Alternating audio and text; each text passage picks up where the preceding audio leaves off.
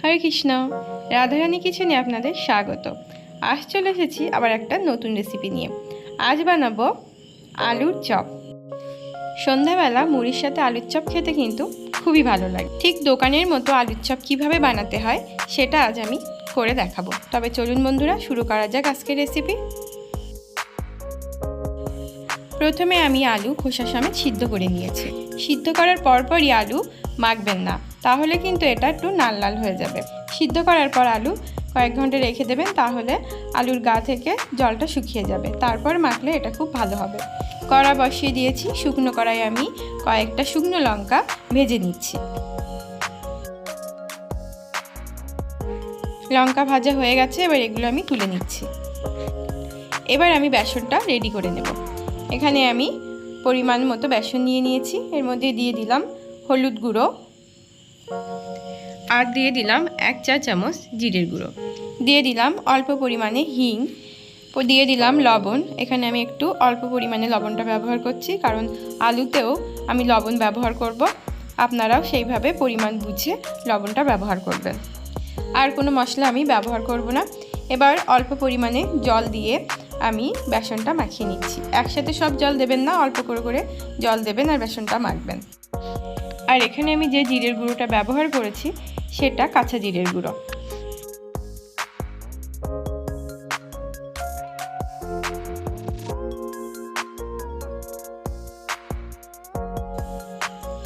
আর আমি বেসনে জল ব্যবহার করব না, বেসনটা একটু মোটা করেই মেখে নিতে হবে। ঠিক আমি যেরকম মেখে নিয়েছি আপনারাও ঠিক এইরকম মোটা করে বেসনটা মেখে নেবেন।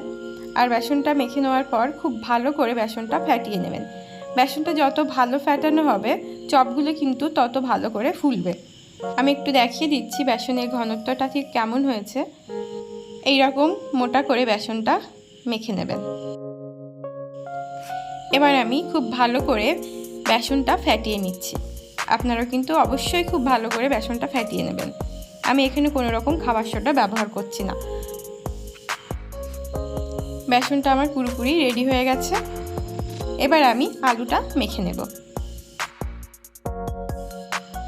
প্রথমে আমি আলুর খোসাগুলো ছাড়িয়ে নিচ্ছি।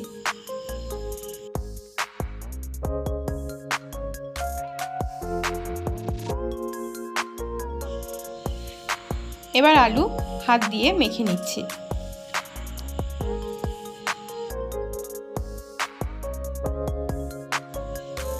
মাখা হয়ে গেছে। এবার এর মধ্যে আমি একে একে মশলাগুলো দিয়ে দেব।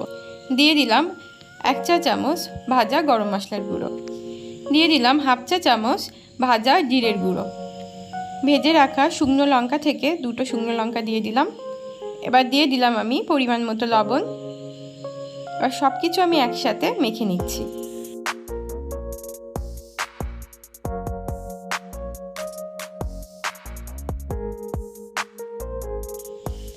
এবার আমি দিয়ে দিলাম 1 চা চামচ আদা বাটা।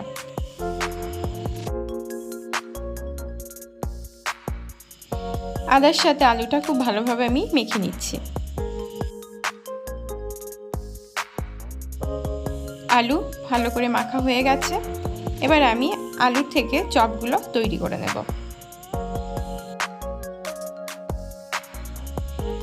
হাতে একটু তেল নিয়ে নিলাম। তেলটা 2 হাতে আমি ভালো করে মেখে নিচ্ছি। এবার আলু থেকে আমি অল্প একটু নিয়ে নিলাম। নিয়ে এবার 2 হাত দিয়ে চাপ দিলেই আলু তৈরি হয়ে গেল। এবার এটা আমি রেখে দিলাম। একই রকমভাবে আমি আবার আলু থেকে অল্প একটু আলু নিয়ে নিলাম, আর 2 হাত দিয়ে আমি এইভাবে চেপে দিলাম। ব্যাস, এটাও তৈরি হয়ে গেল। এইভাবে আগে আমি সবগুলো তৈরি করে নিলাম। মাঝে মাঝে হাতে তেল লাগিয়ে নেবেন আর এইভাবে আলু তৈরি করে নেবেন। সবগুলো আলু আমি এইভাবে চপের আকারে তৈরি করে নিলাম। এবার আমি কড়া বসিয়ে দিয়েছি। কড়াটাকে খুব ভালো করে গরম করে নিলাম। এবার এর মধ্যে আমি দিয়ে দিচ্ছি সাদা তেল। সাদা তেলটা আগে খুব ভালো করে গরম করে নিতে হবে। এবার থালা থেকে আমি একটা আলু নিয়ে বেসনের মধ্যে দিয়ে দিলাম। আলুর 2 সাইডে বেসনটা খুব ভালো করে আমি লাগিয়ে নিচ্ছি।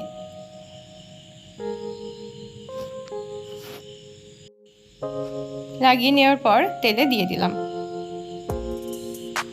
একই রকমভাবে আলুর গায়ে আগে ভালো করে বেসন লাগিয়ে নিচ্ছি, এরপর তেলে আবার দিয়ে দিলাম। আর তেলে যখন চপগুলো ছাড়বেন অবশ্যই গ্যাসের ফ্লেমটা কিন্তু লো করে দেবেন। সবগুলো ছাড়ার পরে গ্যাসের ফ্লেমটা মিডিয়ামে রাখতে হবে। কিছুক্ষণ অপেক্ষা করলেই দেখতে পাবেন বন্ধুরা চপগুলো আস্তে আস্তে ফুলে উঠছে। এই চপগুলোও ফুলে উঠেছে, এবার এগুলো আমি উল্টে দিচ্ছি। ঠিক যে কটা ফুলে উঠবে ঠিক সেই কটাই উল্টে দিতে হবে। আমি এখানে ঠিক যে কটা ফুলে উঠেছে সেগুলোই উল্টে দিলাম, আর বাকি দুটো ফুলে উঠেনি তাই আমি উল্টে দেইনি। এগুলো ফুলে উঠলে তারপরে উল্টে দেব।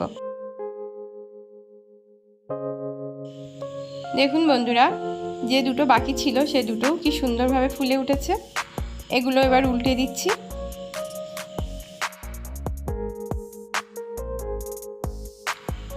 এইভাবে মিডিয়াম আঁচে এগুলো ভেজে নিতে হবে। বন্ধুরা আপনারা দেখেই বুঝতে পারছেন চপগুলো কত সুন্দর হয়েছে, কত সুন্দরভাবে চপগুলো ফুলে উঠেছে। এর মধ্যে যেগুলো লাল লাল হয়ে গেছে আমি সেগুলো তুলে দিচ্ছি।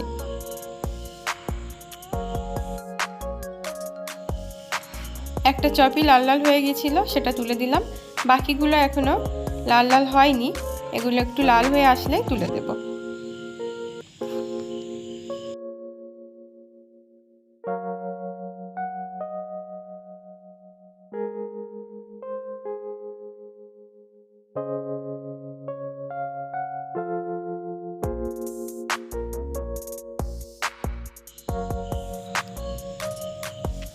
ঠিক একই রকমভাবে বাকি চপগুলো আমি ভেজে নিচ্ছি।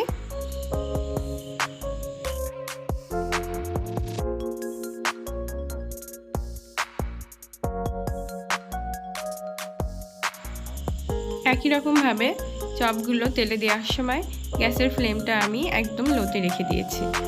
তারপরে এগুলো মিডিয়াম আঁচে আমি ভেজে নেব।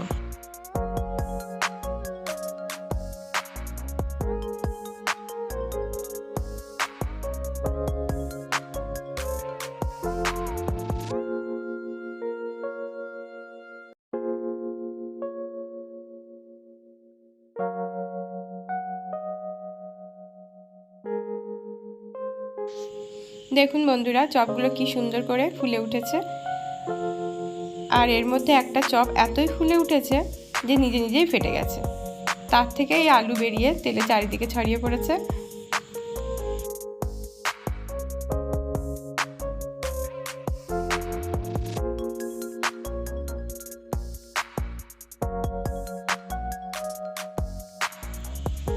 সবগুলো লাল লাল করে ভাজা হয়ে গেছে, এবার এগুলো সব আমি তুলে নিচ্ছি।